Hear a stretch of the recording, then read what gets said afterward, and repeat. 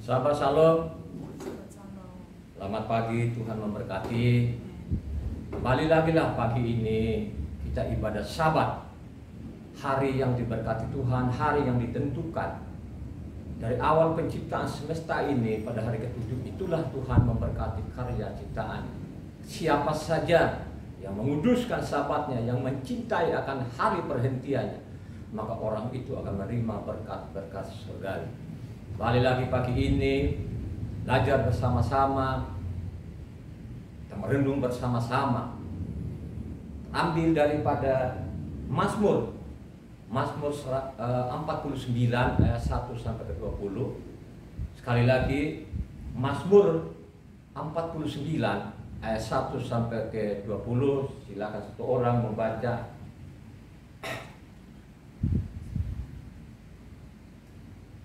Untuk pemimpin biduan dari Bani Korah, Mazmur.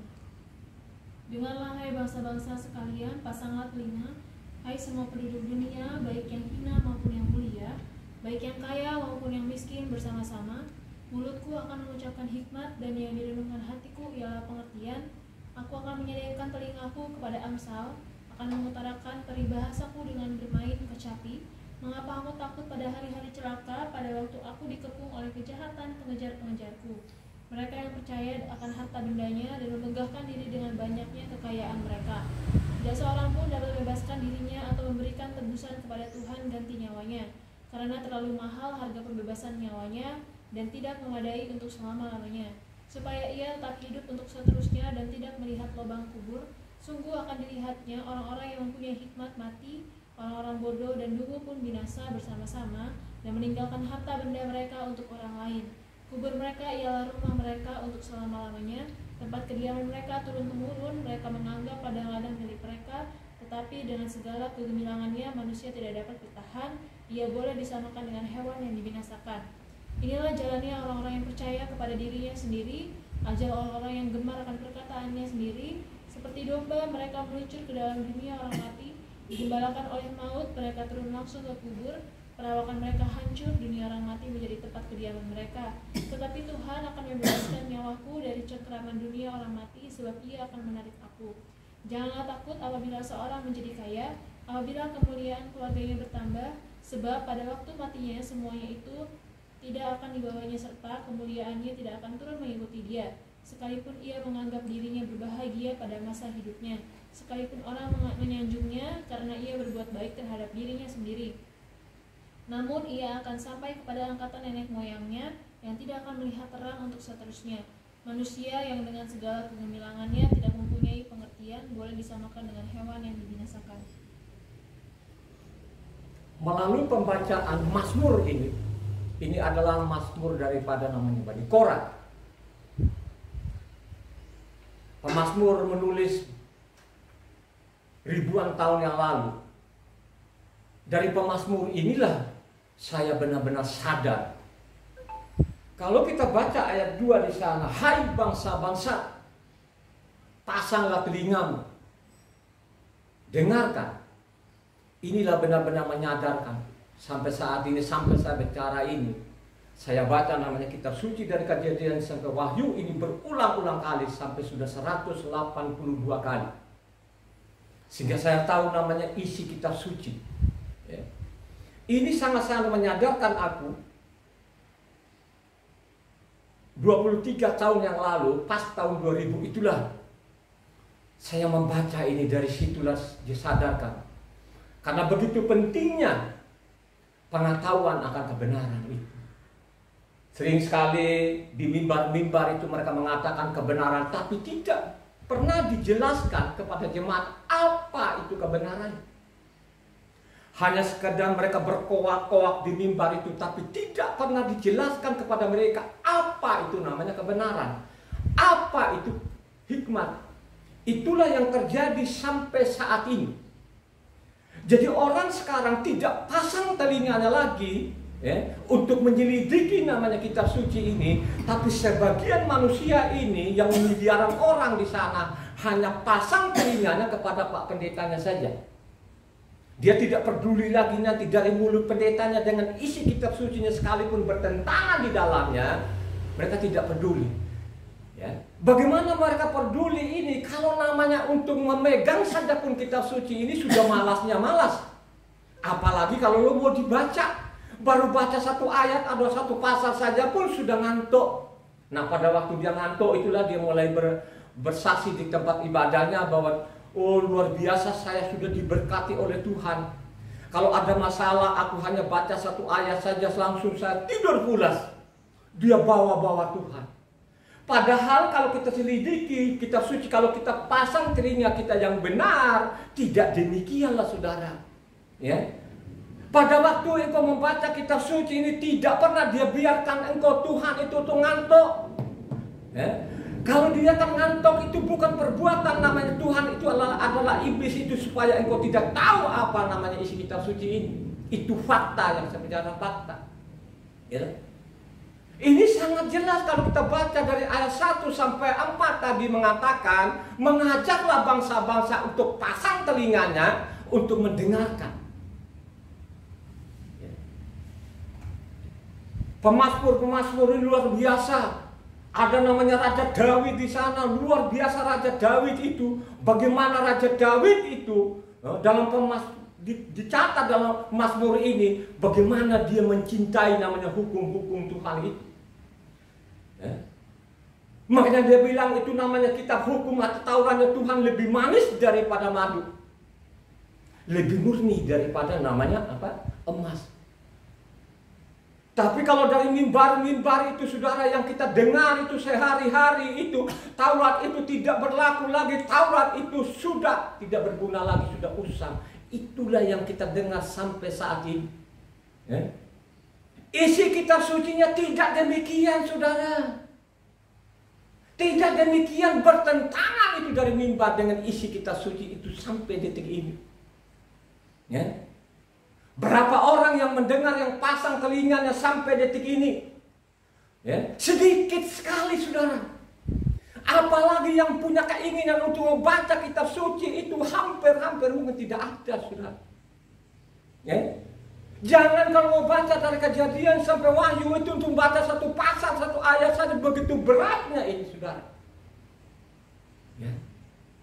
Coba saudara, manusia-manusia ada di kolong langit, termasuk saya juga, ya, sampai tahun 2000 itu saudara. Bagaimana saya mencari uang itu banting tulang-tulang, banting sajalah seluruh Indonesia ini. Saya kejar, saya tidak tahu lagi. Apa tidak membedakan lagi yang mana siang dan mana malam saudara.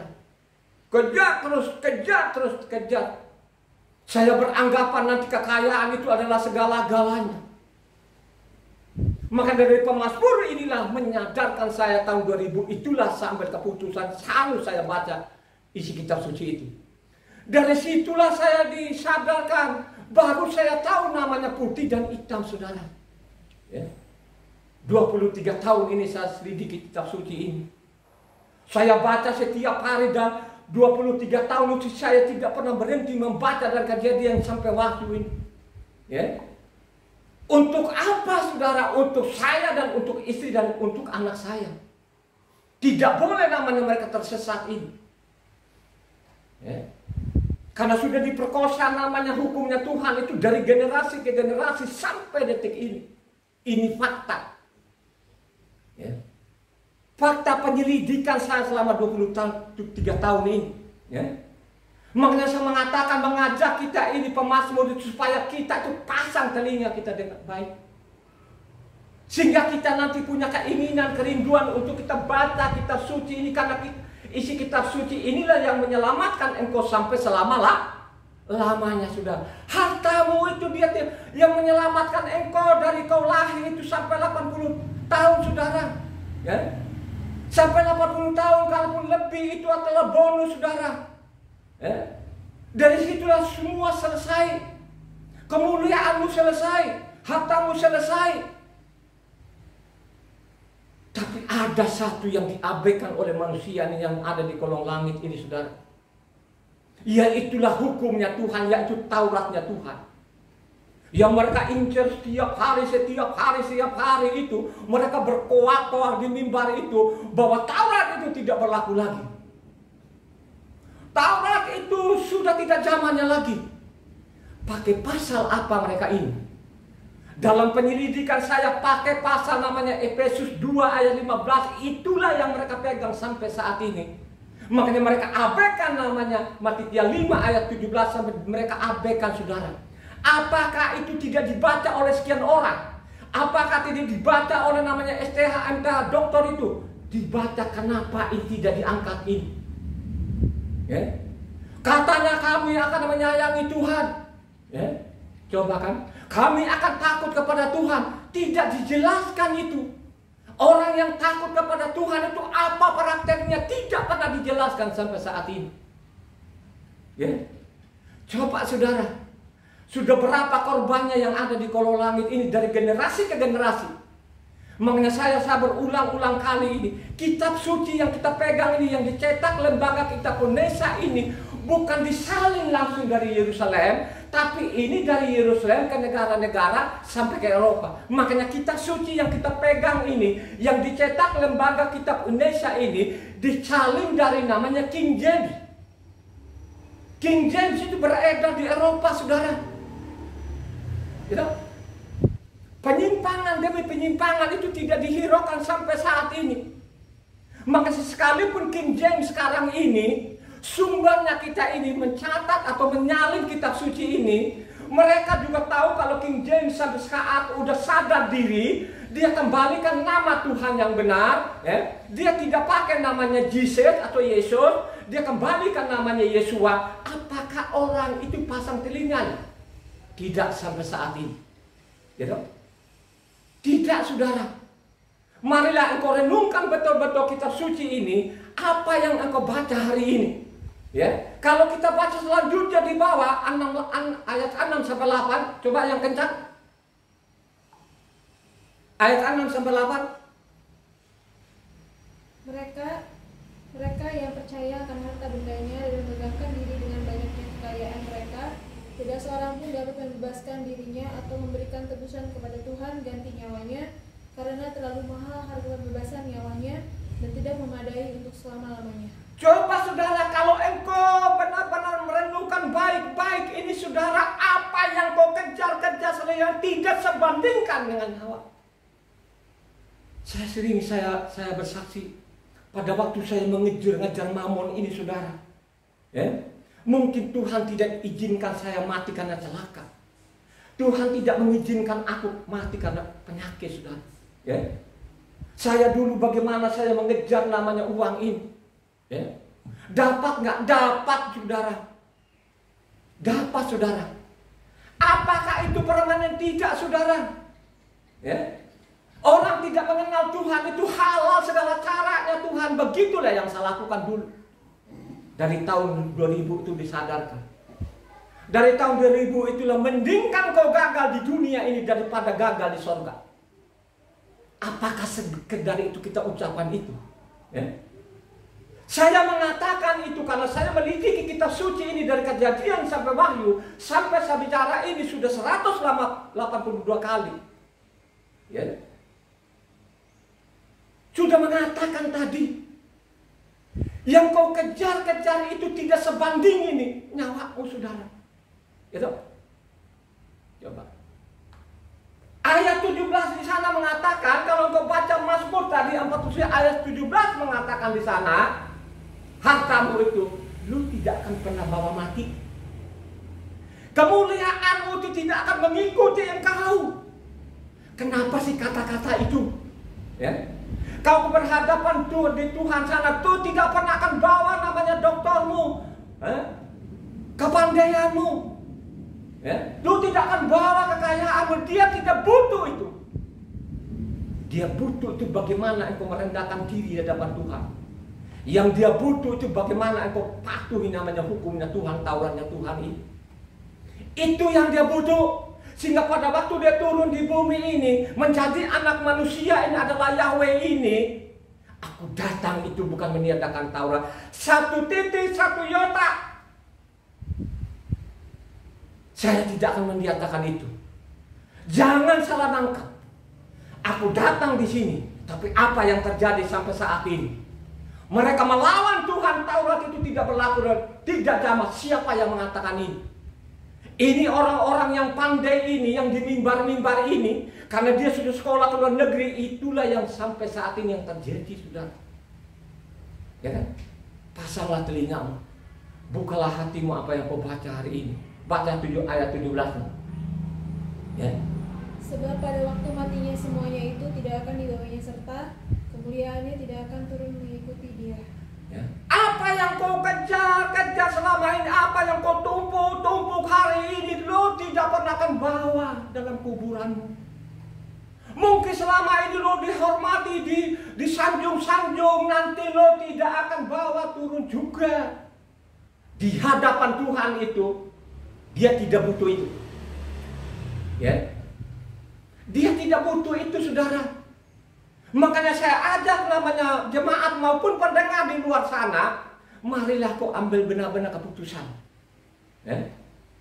Marilah kau rendahkan hatimu ini. Kau bacalah kitab suci ini dari Kejadian sampai Wahyu, sehingga tidak ditipu. Ya? Coba, kurang apa lagi? Ya? Dalam Taurat maupun kitab para nabi maupun surat-surat maupun namanya kitab para rasul ini, apakah pernah ada itu? Apakah ada kata satu pun bahwa Taurat itu akan suatu saat akan dibuang karena bukan zamannya? Tidak pernah ada. Yang benar itu adalah Tauratnya adalah kekal. Ya. Perintahkan kepada bangsa pilihannya Israel ini. Kenapa sekarang ini orang-orang asing begitu gampangnya menipu sekian orang sekarang ini? Coba kan? Bukankah tadi yang kita baca, mas, pasang telingamu, hai bangsa-bangsa. Ya. Hikmat itu apa? Ya. Orang hanya ikut-ikutan saja. Apa itu hikmat? Kata hikmat itu adalah pengetahuan. Makanya mengatakan ada hikmat dunia, ada namanya hikmat surgawi. Hikmat surgawi itu pengetahuan akan surgawi. Hikmat dunia itu masalah pengetahuan hal-hal dunia. Ya. Makanya supaya engkau beroleh namanya hikmat dunia itu, makanya dari TK sampai perguruan tinggi harus engkau belajar. Bacalah buku-buku panduan, sudah. Ya, begitu juga hal-hal surgawi. Gitu. Jangan engkau gampangkan dalam nama Yesus sudah selesai, baca kitab suci dengan tuntas. Ya, jangan ikut-ikutan. Kata-kata ini kan dari mulut saja. Seperti contoh sekarang, Taurat itu tidak berlaku lagi. Bukan apa ada dalam isi kitab sucinya, tapi itu dari mulut manusia, dari generasi ke generasi, saudara. Ya. Karena dia tidak baca tuntas kitab suci, dia baca sepotong-sepotong. Sepotong-sepotong ini, Taurat itu tidak berlaku. Ini dari generasi ke generasi, saudara. Kitab suci ini ada di Indonesia kurang lebih 400 tahun. Ya. Pada waktu dia masuk ini kitab suci ini kan ajaran-ajaran dari Eropa sana, dari mulut-mulutnya orang Eropa itu, Taurat itu tidak berlaku, saudara. Ya. Makanya saya mengatakan, yang mereka mengatakan orang-orang Kristen itu namanya perjanjian yang baru, saya sudah teliti. Makanya apa yang di baru sana memang diperbarui memang. Diperbarui apa? Nama Tuhan diganti. Coba saudara. Bukan nama Tuhan saja, sampai nama-nama orang yang sudah mati ribuan tahun, seenaknya perutnya mereka mengganti nama, saudara. Coba kan? Makanya saya mengatakan King James ini, dia sadar bahwa dia bohongin orang ribuan tahun, berapa tahun yang lalu baru dia sadar bahwa yang disembah Abraham, Ishak dan Yakub itu bernama Yahweh, saudara. Dia sadar baru dia revisi namanya, kitab sucinya, dia kembalikan nama benar. Dia sadar juga bahwa namanya Yesus itu bukan namanya Yesus, dia kembalikan, dia sadar juga. Dia kembalikan namanya apa? Yesus. Ya. Dia sadar, saudara. Tapi kalau di sini, coba kalau didengar ini, saya khotbah ini kan melalui YouTube, ya. Yang menonton juga di YouTube ini kan ribuan orang kan, ya. Khotbah saya minggu kemarin kan sudah 1000 lebih, ya dong? Berapa bulan yang lalu tuh sampai 9.000 orang, ya. Saya coba melihat itu yang 1.000 orang, ada nggak yang lain? Ada, ya dong? Sehingga pada waktu saya meneliti kitab suci itu, contohnya namanya Matitya, 22 ayat 14 sana, banyak yang datang, sedikit yang dipilih loh saudara. Kalau kita baca namanya Matitya, jadi bukan Matius. Kalau di Eropa sana Mateu katanya. Ini nama-nama orang diperkosa saudara. Mereka enak sekali sekarang, tidak ada beban saudara. Jadi Matitya ditulis itu, Matitya 22 ayat 14 sana, banyak yang datang, sedikit yang dipilih saudara. Saya pantau itu, ya.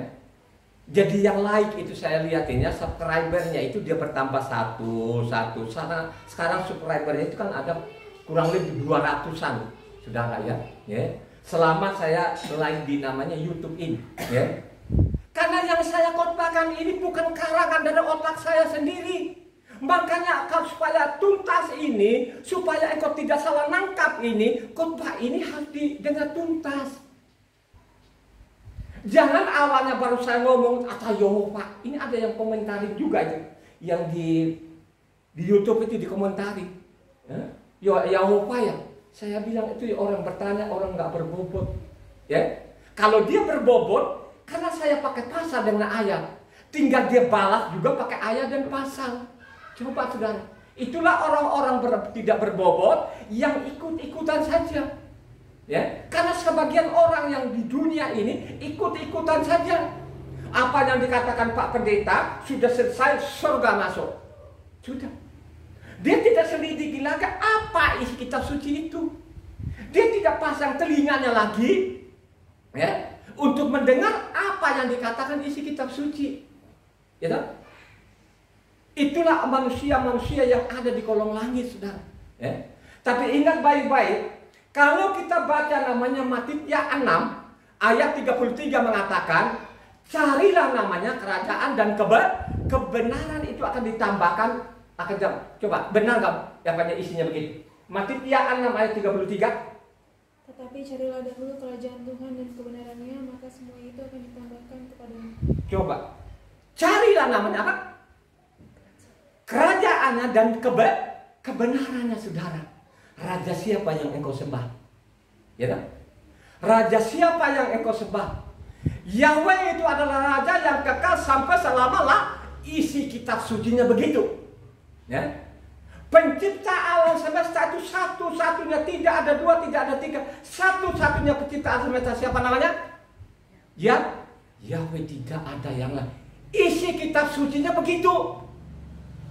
Supaya engkau ketemu tadi yang saya katakan ini, makanya perlu sekali engkau baca dari Kejadian sampai Wahyu.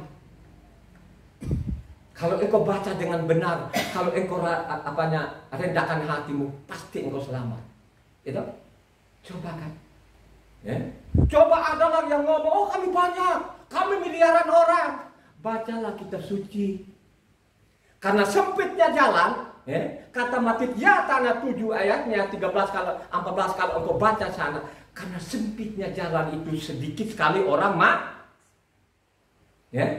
kan begitu juga lah tadi Matitya 22 ayat 14 tadi, banyak yang datang, sedikit yang dipilih. Makanya tadi dicatat oleh nelayan-nelayan, ini kan catatan ini dari mulut Tuhan Yahweh itu sendiri, saudara. Tidak karang-karangan dari otaknya mereka. Nelayan memang nelayan apa sih sekolahnya? Kenapa pada waktu Tuhan itu turun di bumi ini menjadi anak manusia, kenapa tidak dipilih dokter-dokter ini? Zaman itu kan ada dokter nggak banyak sekali, profesor banyak, tapi tidak ada satupun dokter profesor yang dipilih.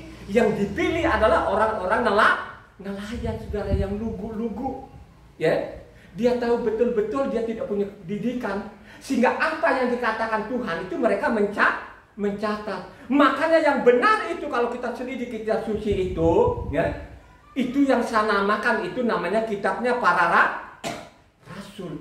Begitu juga lah, zaman raja-raja itu namanya kitabnya para Bukan nabi ini bikin kita baru, perjanjian baru, tidak ada. Ya. Itulah yang terjadi, saudara. Ya. Contohnya hari ini. Hari ini adalah apa? Hari apa? Sukot, saudara. Ya. Bagaimana orang mau tahu itu Sukot kalau engkau tidak pernah membaca kitab Padahal namanya Sukotnya itu apa? Sudah ditentukan Tuhan, saudara. Sukot itu adalah kekal. Supaya manusia ini yang ada kolong langit ini, supaya benar-benar itu tahu bangsa Israel itu ada di padang pasir selama 40 tahun, saudara. Ya. Inilah yang diselewengkan sampai saat ini. Makanya ada ajaran-ajaran baru yang tidak pernah diperintahkan Tuhan, manusia lakukan. Sedangkan namanya pondok daun ini tidak mereka hiraukan. Ya. Coba baca satu orang. Ini kan ketentuan Tuhan. Itu Imamat 23 ayatnya 39-44. Ini perayaan pondok daun loh hari ini. Hari ini adalah hari Sabat. Hari ini juga namanya pondok daun. Ya. Kalau bahasa aslinya namanya Sukot. Ya. Baca Imamat 23 ayatnya 39 sampai 44. Karena memang 44 ayat ini memang disediakan dicatat di sana. Ini namanya Imamat 23 ini hari-hari raya. Ya, yang sudah ditetapkan oleh Tuhan. Ya. Kalau sudah ditetapkan Tuhan, tidak boleh satu manusia pun untuk meniadakan ini. Karena dia bilang aku datang di bumi bukan meniadakan Taurat. Coba baca. Ini karena hari ini adalah hari pondok daun atau Sukot. Baca. Akan tetapi pada hari yang ke-15 bulan yang ke-7 itu, pada waktu mengumpulkan hasil tanahmu, kamu harus mengadakan perayaan bagi Yahweh 7 hari lamanya. Pada hari yang pertama haruslah ada perhentian penuh, dan juga pada hari yang ke-8 harus ada perhentian penuh. Pada hari yang pertama kamu harus mengambil buah-buah dari pohon-pohon yang elok, pelepah pohon-pohon korma, ranting dan dari pohon yang rimbun dan dari pohon-pohon gandalusa, dan kamu harus bersukaria di hadapan Yahweh Tuhanmu 7 hari lamanya. Coba kan, ini ketentuan. Karena 44 ayat ini semua namanya hari perayaan, termasuk Sabatnya dengan hari-hari rayanya. Makanya di dalam yang kita baca tadi itu ada namanya 3 hari raya ketentuan Tuhan itu kekal adanya, ada 3 hari raya utama. Ya, kalau engkau baca di sana Ulangan 16 ayat 16.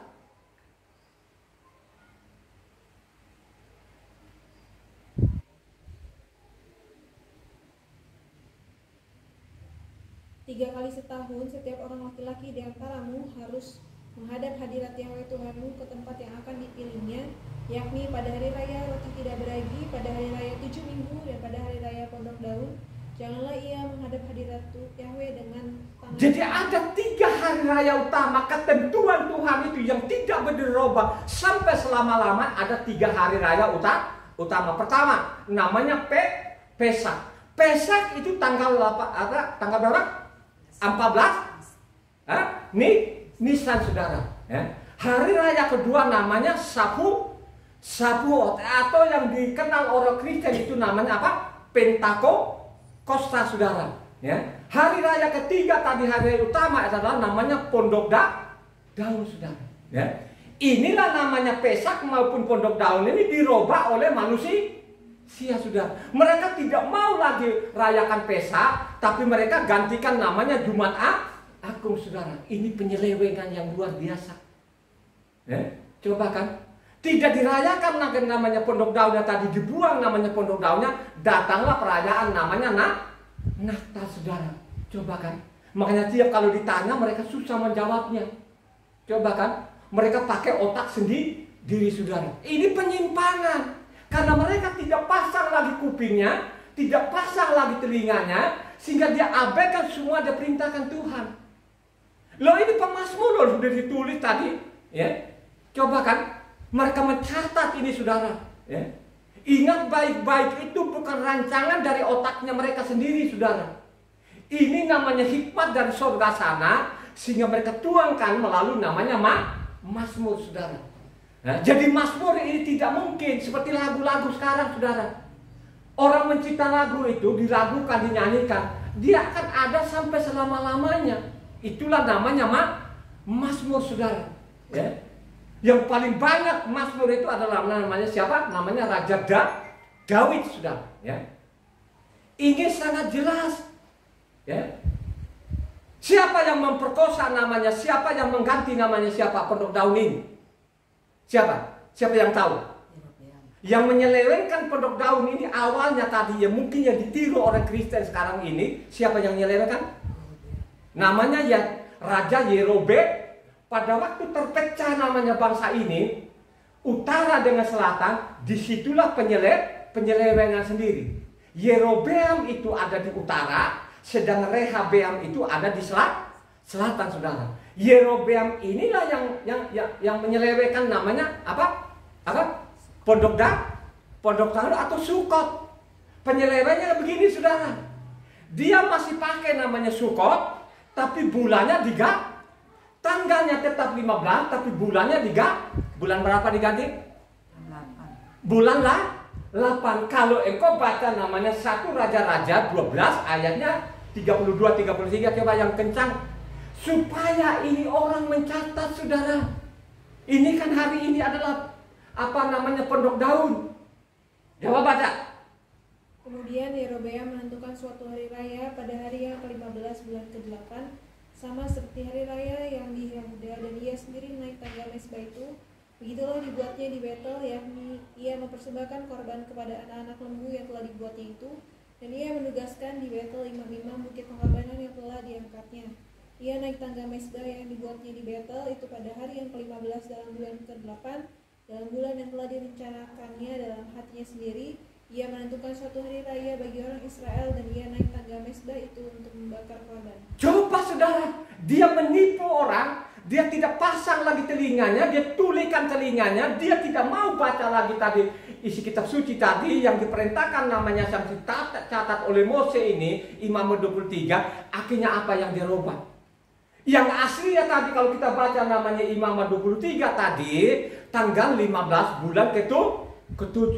Tapi dia robah dia bulan ke-8, saudara. Itulah penyimpangan sampai saat ini.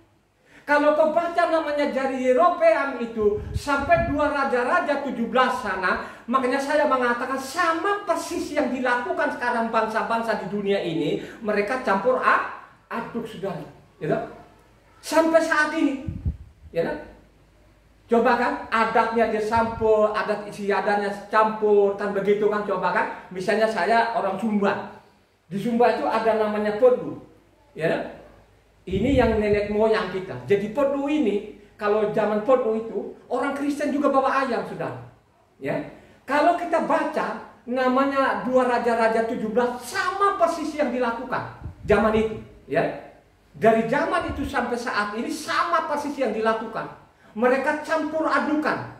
Itulah yang terjadi sampai saat ini. Kenapa seperti itu? Karena mereka sudah tidak pasang lagi Bagaimana engkau memasang kuping? Bagaimana engkau buka hatimu? Kalau engkau tidak punya keinginan sedikit pun untuk namanya apa? Membaca kitab suci, saudara. Ya. Akhirnya apa? Seada-adanya saja sekarang, saudara. Karena mereka mengatakan kami banyak. Gedung kami gede-gede. Dibangun itu gedung, Pak, katanya pakai uang, bukan pakai kertas. Kalau dia baca kitab suci, yang dia bangun oleh Salomo itu dari emas, saudara. Ya? Dari emas, saudara.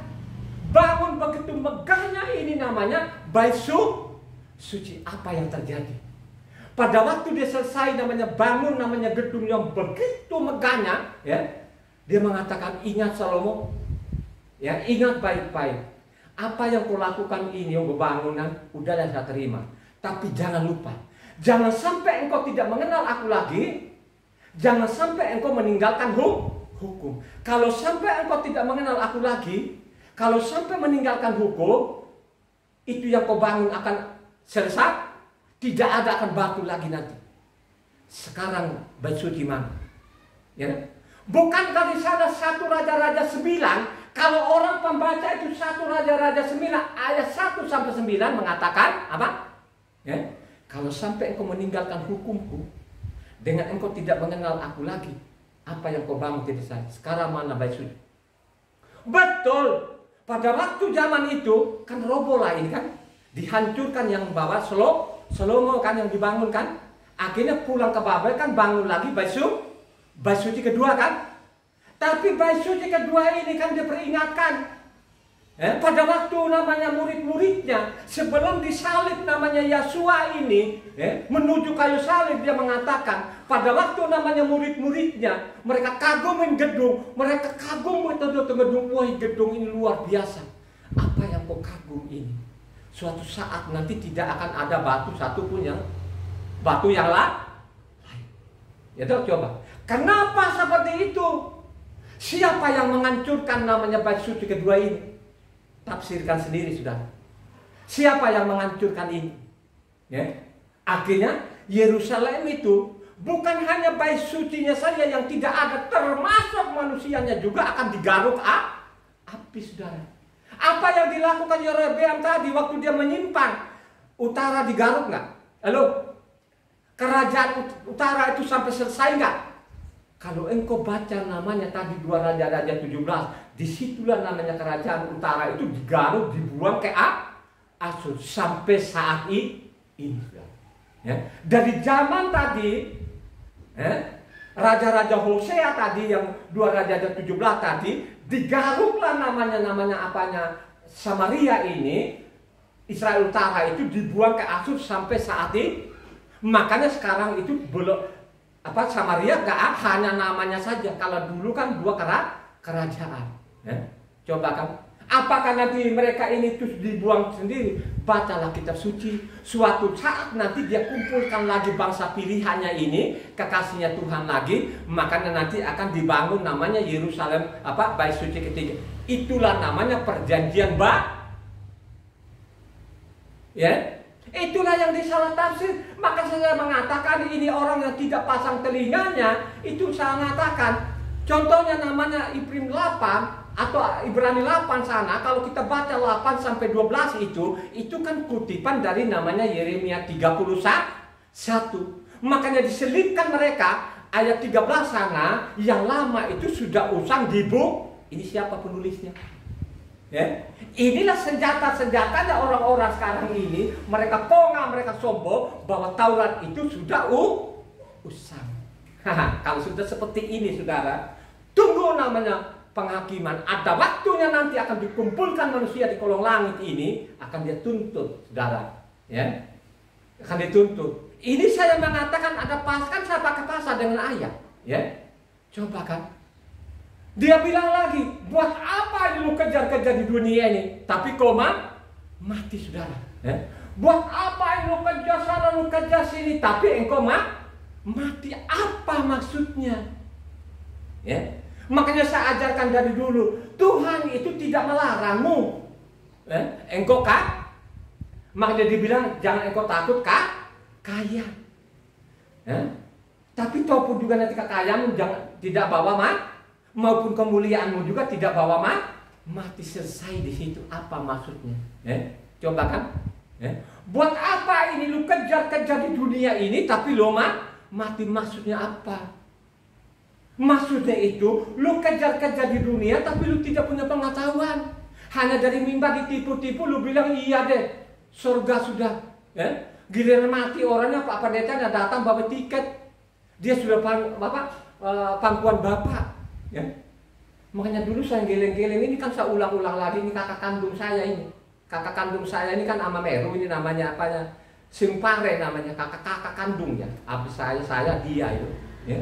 Ini kan dia stroke, saya sudah nasehatin udah deh di sini saja.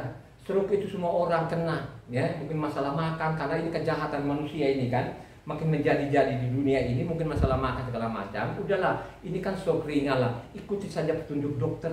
Dokter itu sekolah loh. Nah, dokter itu belajar loh. Dia belajar benar itu. Ya.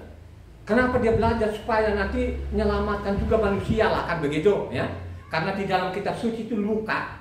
Luka itu apanya tabib lah, dokter lah. Jadi luka itu dokter juga gitu kan. Tapi zaman Yesua dia tidak pakai dokter lagi. Karena Yesua itu datang menyembuhkan orang, datang di bumi ini namanya menyembuhkan orang. Saya nasihat kakak saya. Tapi apa kakak saya ini? Kakak saya ini mau instan, saudara. Ya, langsung stroke-nya tadi mau kembali seperti semula, nggak ada dengkle sedikit lah gitu kan? Nggak bisa, penyakit itu tetap ada, tapi kan harus dijaga makanan, olahraga gitu. Apa kakak saya pulang ke Sumba sana apa? Nah, di sana pun juga mungkin obat-obatannya juga hanya obat generik, gitu kan? Akhirnya nggak ada reaksi, saudara. Ya? Akhirnya makin tambah karena sekarang juga dingin tempatnya. Akhirnya apa? Ya? Dia pergilah namanya ke dukun. Dia tinggalkan dokter tadi yang sekolah, dia pergi ke dukun. Nah dukun ini kan dia ambil daun, dia tempel-tempelnya, digoyang-goyangin tangannya itu, ya. Seperti Naaman kan, pada waktu Naaman disembuhkan, kenapa sih Elisa ini mau datang ke Elisa supaya goyang-goyangin tangannya? Elisa bilang nggak goyang-goyang tangan bro, pergi saja cemplungkan dirimu ke kali, pasti sakit kusamu sembuh. Nah itulah di sana sama merek nenek kakak saya tadi muncul goyang-goyang ini tidak ada ya reaksi, sudah ya, tidak ada. Tadi dukun tidak mampan lagi, akhirnya apa? Dia pergilah namanya merapu yang dihilangkan sana, dia bilang itu merapu luka. Artinya merapu luka itu merapu kan gitu. Pergilah di sana, bawa lagi lah apa babi atau anjing di sana, pukulan nanti ditilik-tilik namanya apa? Hati babi, ya. Itu perbuatan yang nilik-nilik itu, saudara. Itu orang-orang zaman dulu juga ada yang nilik-nilik nggak? Pernah baca tak? Halo? Di mana? Coba Yeskian 21 ayat 21 coba. Cepat tak? Supaya ini pendengar mencatat ini, ya. Ya. Pendengar ini paling tidak dari 1000 loh, saudara ya. Coba cak apanya Yeskian 21 ayat 21. Ya. Sebab Raja Babel berdiri pada persimpangan jalan itu, pada awal kedua jalan itu untuk melakukan tenungan. Ia mengocok panah, meminta petunjuk dari terafim dan menilik hati binatang. Jadi dia menilik itu, dia lihat-lihat babai apanya? Anunya tadi hati babinya. Mungkin kakak saya ini, akhirnya si imamnya tadi mungkin ada lagi, masih kurang lagi ini. Ini merapu lagi mungkin dulu nenekmu Raja Mungailu itu pas dia bakar-bakar kan. Akhirnya apa? Penyakit makin menjadi jadi saudara, dia abaikan namanya dokter, nasihat kita, akhirnya apa? Pada waktu dia meninggal, ini Pak Pendeta kan tidak pernah datang lah di situ, tidak pernah ngunjungin orang lah kan gitu kan. Biasa seperti itu kalau mati ada namanya kata penghibur lah. Pada waktu dia datang, saya duduk agak jauh di sana, saya dengarin aja. Oh, Amameru sekarang sudah meninggalkan dunia yang fana, dia sudah ada di pangkuan Bapak sudah. Di dalam kitab suci itu seperti itu, tidak ada namanya masuk surga, saudara. Itu orang-orang yang mendua hati itu isi kitab sucinya tidak masuk surga, saudara. Ya, coba kan masa bilang tinggal matinya orang, bawa tiket, saudara. Ini yang bawa tiket juga kagak pernah baca. Dia datang dia khotbah bla bla bla bla bla kan, dia bikin konsep kan, dia bikin konsep dulu kan, baru nanti dilihatin nanti kalau surat yang dia pegang kalau terbang dia ngomong apa, dia memang kagak tahu, ya kan? Ya dong, coba kan? Makanya mengatakan tadi, ya, lu kejar-kejar, buat apa? Ulang lagi tadi, ya, Matitia 16 ayat 26, ya, Matitia 16 ayat 26. Apa gunanya seorang memperoleh seluruh dunia tetapi kehilangan nyawanya, dan apakah yang dapat diberikannya sebagai ganti nyawanya? Coba kan, buat apa? Lu kejar di dunia ini tidak ada kebenaran. Yang saya mengatakan itu dari mimbar sampai saat ini tidak dijelaskan apa itu kebenarannya. Coba kan, ya, pokoknya dalam nama Yesus, dengan pengorbanan Yesus di kayu salib, dengan darah Yesus selesai masuk bacalah kitab suci dengan benar, bro.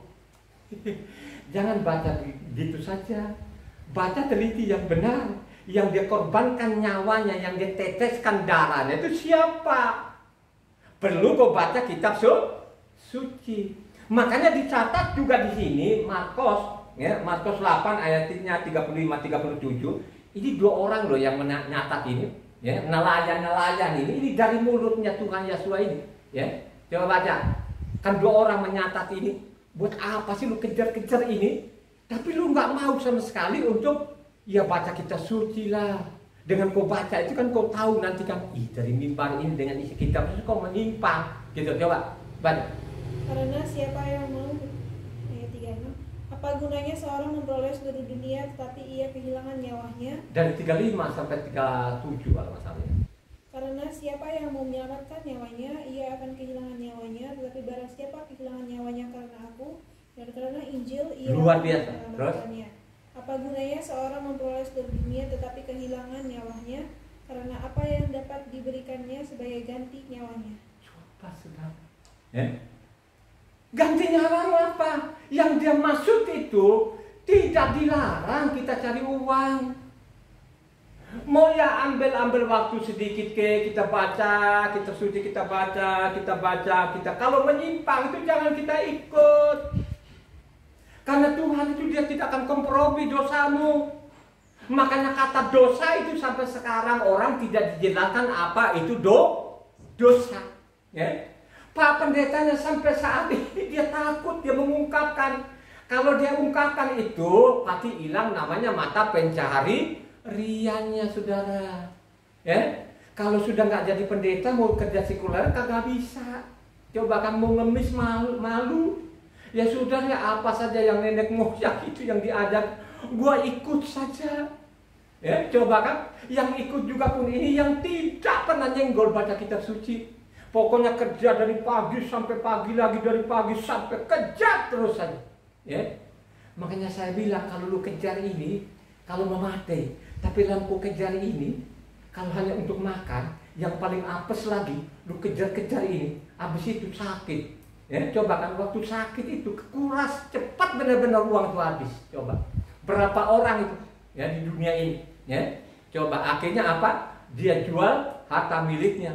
Makanya dia bilang kan pada waktu namanya Iyok ini diuji, ya.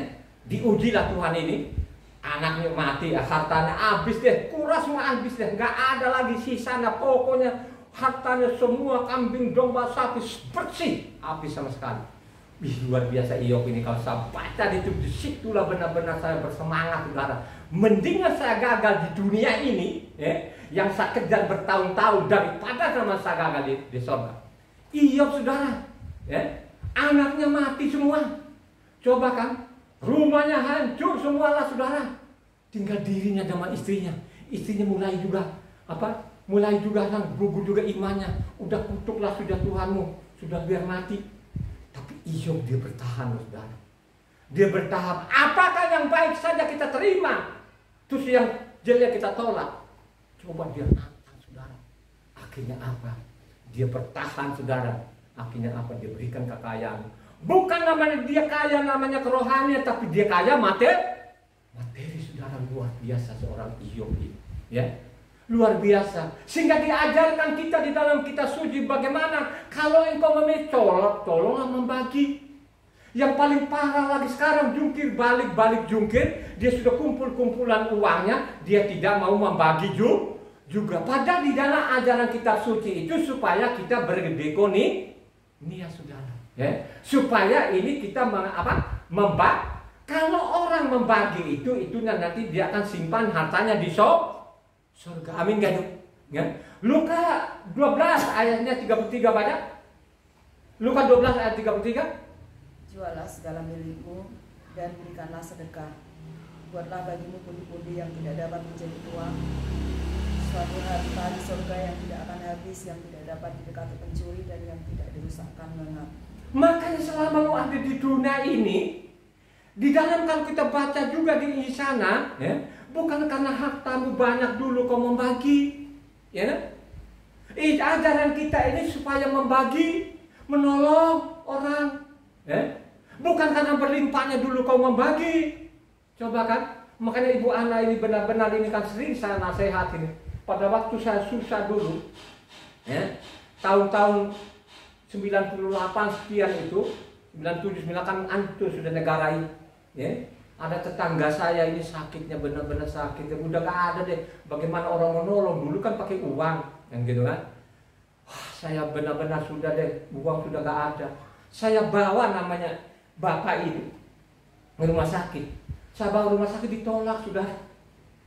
Sudah ini bukan ditolak, bukan dirawat di sana, malah disuruh bawa pulang. Ini orang udah teriak-teriak, udah bengak-bengak deh.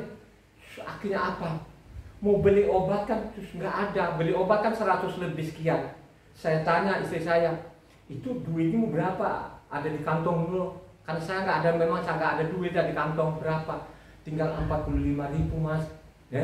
Kalau kau ambil, tolong tanyain dulu itu apotek sana. Kalau saya mau ambil dengan 45.000 bisa nggak? Tolong lu ngomong dulu. Saya bilang gitu kan. Nggak ada, tinggal 45.000, nggak ada lagi yang simpan untuk makan besok, nggak tahu. Beli saja saudara, sudah tidak ada uang. Dia buktikan Tuhan itu. Kalau kau melakukan yang benar, Tuhan tidak pernah meninggalkan. Karena Tuhan itu mengajari saudara. Tadi kan kita sudah baca Lukas 12 ayat 33. Supaya kita itu amin gak? Ya? Coba saudara, mengajari kita ini. Oke lah, mungkin juga pun kau banting tulang, tapi jangan lupa juga lah, ya, berdekoni nih ya saudara. Mendingkan kau salurkan orang-orang yang tidak mampu, gitu. Daripada nanti lu bawa tempat ibadahmu, hanya bikin gedung-gedung tapi tidak diungkapkan kebenaran apa, ya. Coba, mendingan uang itu salurkan langsung yang butuh yang dimaksud tadi Lukas 12 ayat 33. Tuhan itu tidak diinginkan supaya ada yang Tuhan menginginkan supaya ada yang hilang nggak? Ya? Tuhan sebenarnya tidak pernah supaya ada yang hilang di kolong langit. Maksudnya itu selalu lah kau pasang kuping lu, kau baca kitab suci itu, kau ikutin apa perintah Tuhan, pasti lo tidak akan hilang. Karena Tuhan menjanjikan saudara. Matitia 18 ayat 14 mengatakan, demikian juga Bapamu yang di sorga tidak menghendaki supaya seorang pun dari anak-anak ini hilang. Tidak ada kehendaki lu hilang. Yang paling penting lu pasang kupingnya, apa yang diperintahkan Tuhanmu ikuti. Amin gak? Makanya Matitia 22 ayatnya 14 mengatakan, ayat 14 mengatakan, sebab banyak yang dipanggil tetapi sedikit yang dipilih. Coba saudara, banyak yang, kalau dari dulu kan kita begitu. Dulu saya dari awal dulu pergi ke gereja ngantuk-ngantuk gitu kan. Karena Pak Pendeta dia cepat banget. Dia tidak ulang-ulangin tadi yang dia baca. Dia cepat karena Pak Pendetanya ini kan dia kejar waktu juga. Dia hanya khotbah setengah jam. Lu setengah jam itu lalalan nggak mengerti apa itu orangnya. Akhirnya dia ngantuk saja kan. Jadi kebiasaan orang yang penting tubuhnya ada. Dia mau mengerti kagak mengerti, itu yang terjadi sampai saat ini. Tapi ingat baik-baik ya, pengetahuan itu penting saudara. Penting gak pengetahuan? Pengetahuan masalah surgawi itu penting gak? Tadi diajarkan kita gak di yang kita Mazmur saat itu? Ajarkan kita supaya memiliki pengetahuan gak?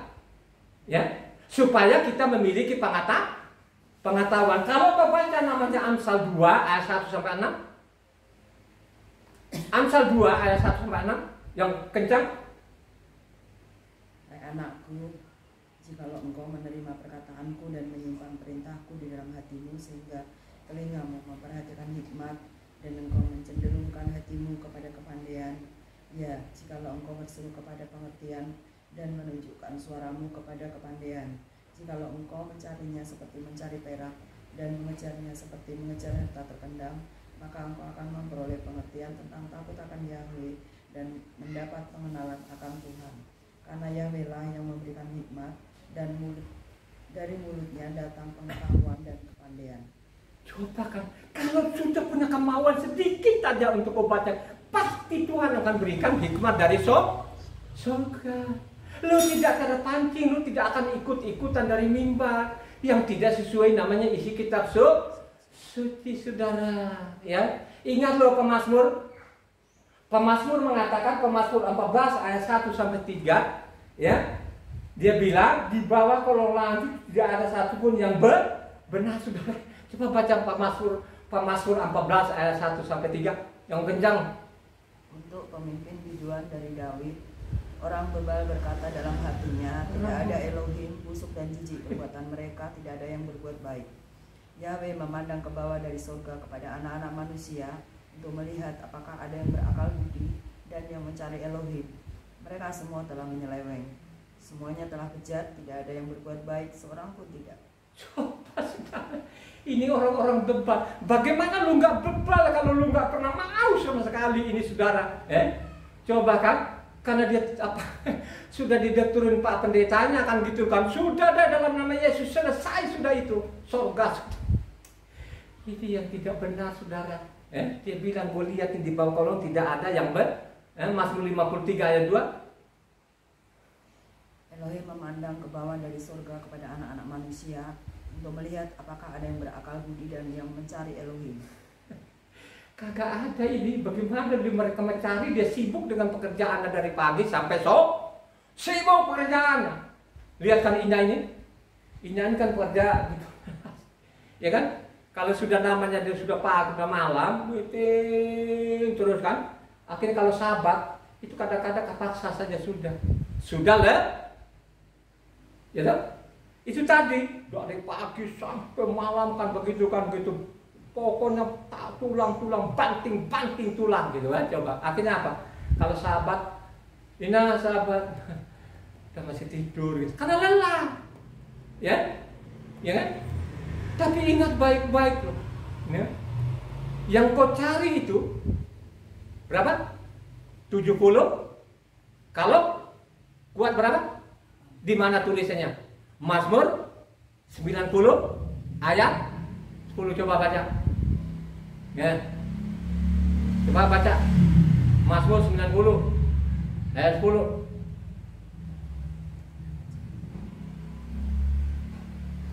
Masa hidup kami 70 tahun dan jika kami kuat 80 tahun dan kebanggaannya adalah kesukaran dan penderitaan sebab berlalunya buru-buru dan kami melayang-layang. Coba saudara. Sekalipun lu banting tulang banting, jangan lupa namanya apa? Kebenaran tuh. Jangan lupa namanya hukum tuh. Jangan ikut-ikutan Taurat tidak berlaku lagi. Ingat baik-baik saudara, saya peringatkan dari mimbar ini ya. Jangan ikut-ikutan Taurat itu sudah dibuat. Hati-hati saudara. Hukumannya nanti terlalu berat itu saudara. Ya. Tidak sama dari mulut-mulut orang-orang tidak bertanggung jawab nanti dengan hukumannya. Caranya, ini saya kasih warning aja. Ya. Coba kan, zaman itu, zaman Abraham, bagaimana manusia ini melakukan kejahatan di kolong langit. Kan dia lihat ini manusia ini kolong langit, ini kok jahat malah melulu. Akhirnya Tuhan turun di bumi. Pernah turun nggak di bumi Tuhan itu? Halo? Pernah nggak namanya Yahweh ini?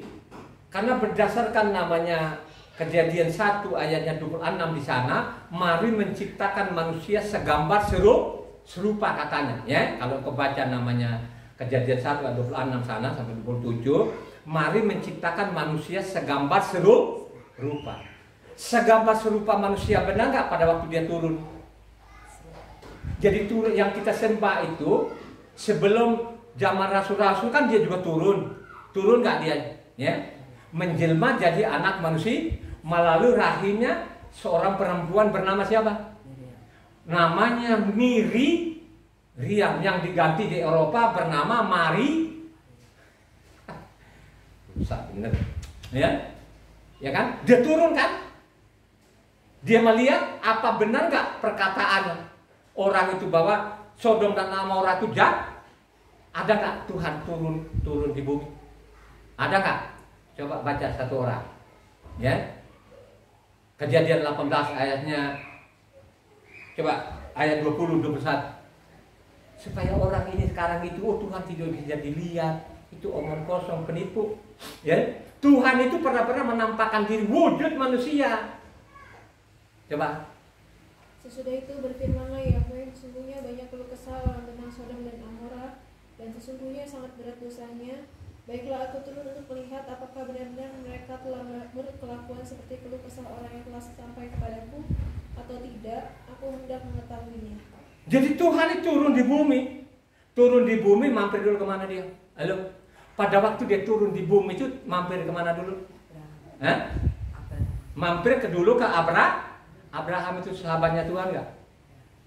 Dia mampir ke sahabatnya. Kalau engkau baca tadi namanya Kejadian 18 ayat 1 sampai 3. Pada 1-3 itu dia belum tahu kalau satu ini adalah Yahweh itu sendiri, dua adalah malaikatnya. Maka dia bilang silakan Tuhan mampir dulu ke Jadi mereka benar-benar mampir di situ, bukan mimpi nyata. Ada 3 orang. Kenapa saya bilang 2 malaikatnya? Kalau engkau baca namanya Kejadian 9 di sana.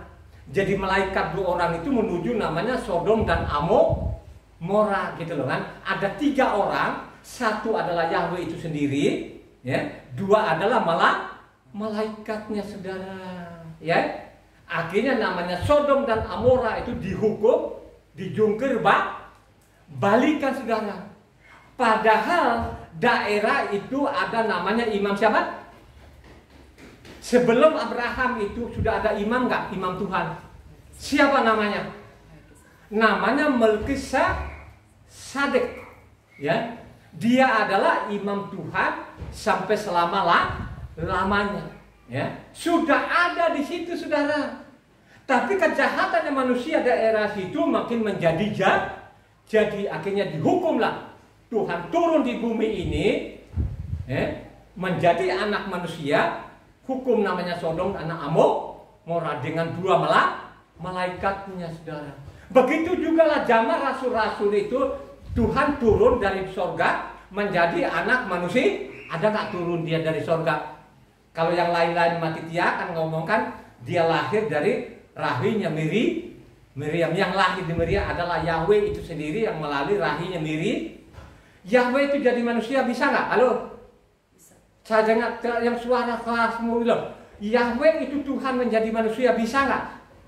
Kenapa dia bisa? Karena dia maha kuasa. Kalau manusia itu jadi Tuhan bisa nggak? Tidak mungkin bisa saudara. Kalau Tuhan itu karena dia maha kuasa, akhirnya dia melalui rahimnya Miriam, dia seorang anak manusia. Ya, makanya kalau aku baca teliti kita suci, pada waktu namanya menyembuhkan orang sakit, dia tidak pakai nama siapa. Sesuai imanmu, semula engkau melihatlah engkau, bangkitlah engkau. Bahwa dia adalah Yahweh itu satu-satunya, tidak ada yang lain. Amin gak? Ya? Kalau kau baca namanya Yohanan 3 ayat 13, Yohanan 3 ayat 13. Tidak ada seorang pun yang telah naik ke surga selain daripada dia yang telah turun dari surga. Coba siapa itulah yang namanya turun dari surga? Yang turun dari surga adalah Yahweh itu sendiri.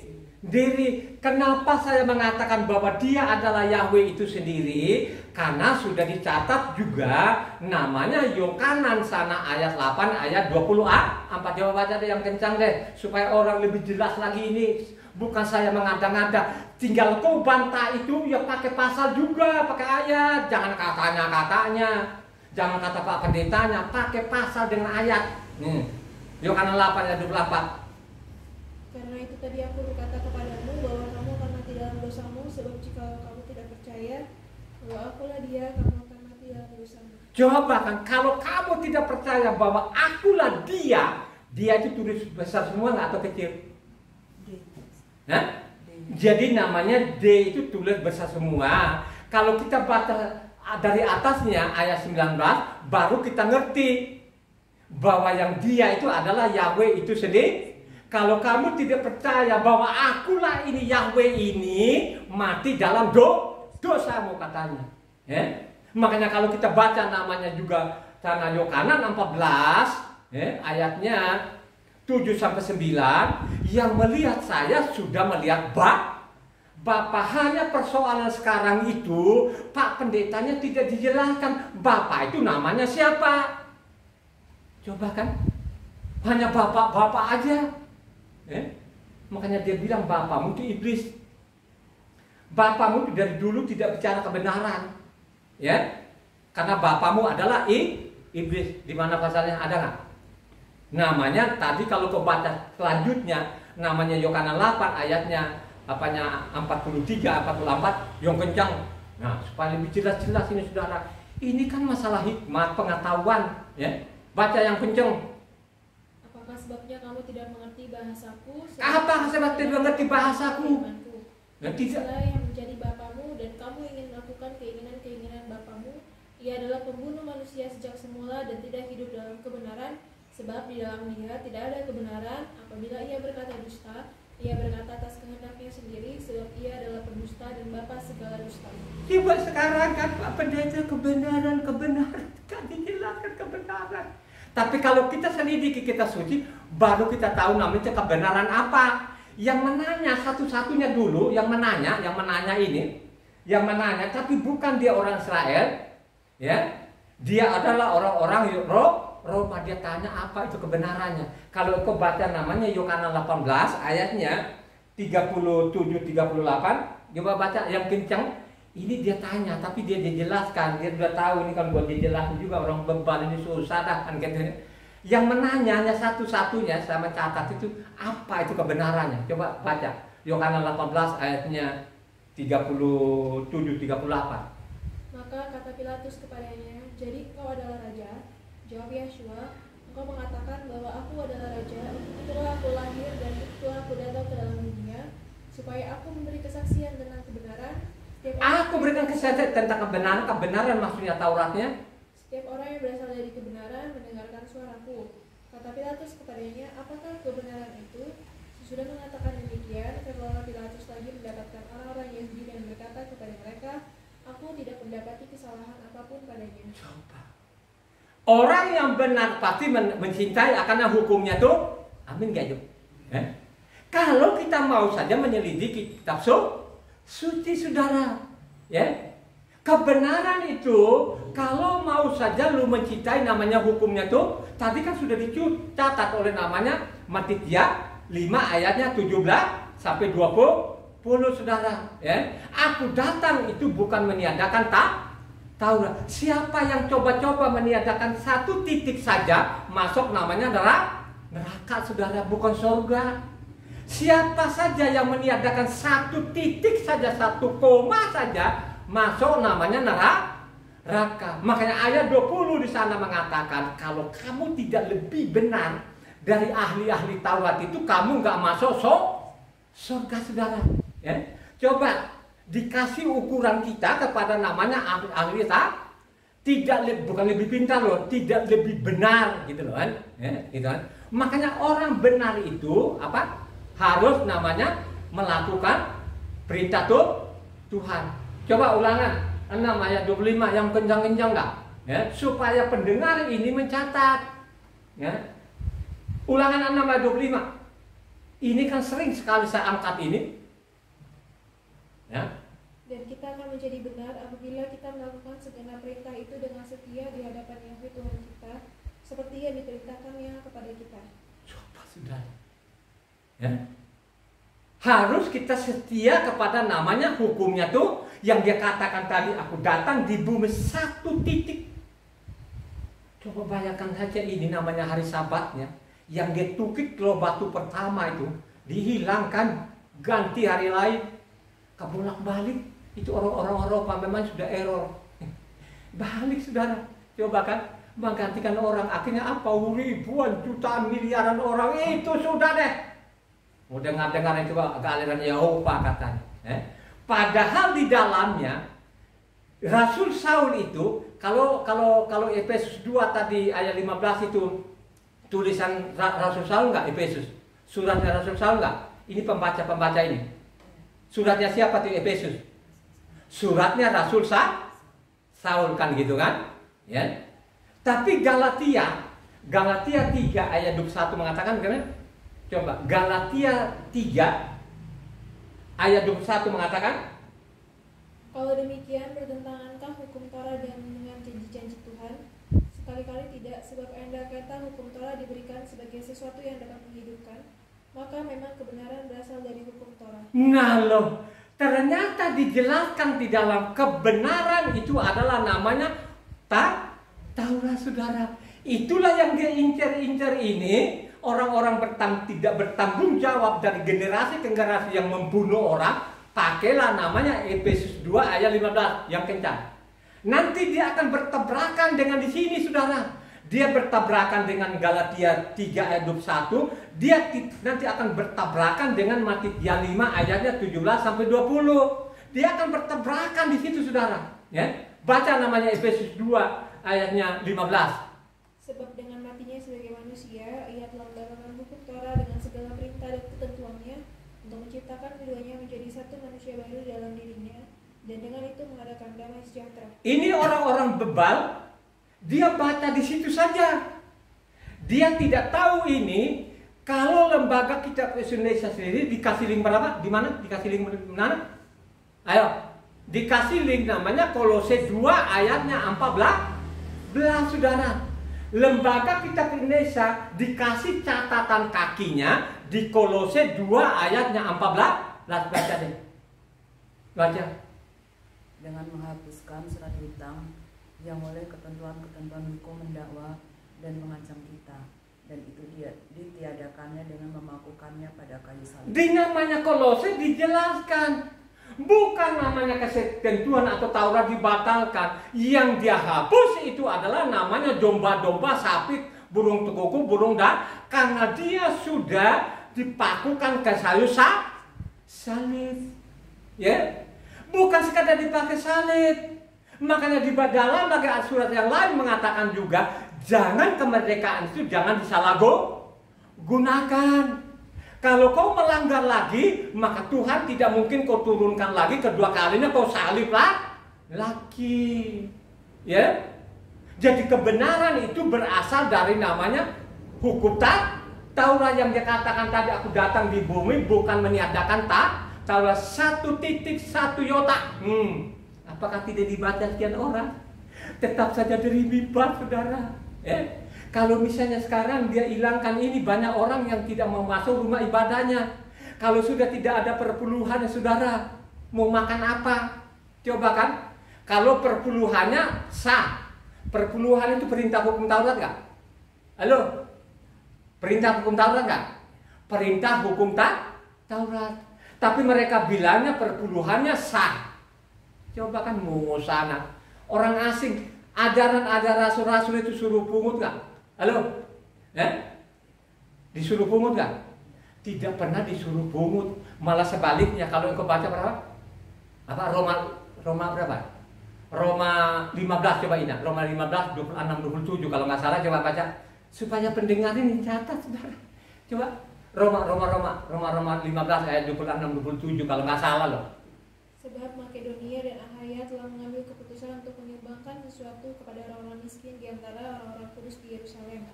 Keputusan itu memang telah mereka ambil, tetapi itu adalah kewajiban mereka.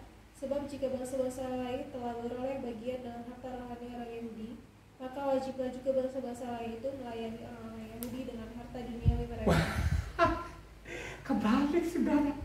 Kamu bangsa-bangsa ini kamu peroleh kebenaran. Makanya wajib juga kamu melayani orang Yahudi dengan harta dunia. Bukan saya loh. Ini ajaran Rasul Saulus, saudara. Coba kan. Makanya dia bilang mendingan kita memberi daripada menerima. Itu ajaran Rasul Saul di mana itu? Coba baca ayatnya 20 sekali. Kisah para 20 ayatnya 35 kalau nggak salah, coba.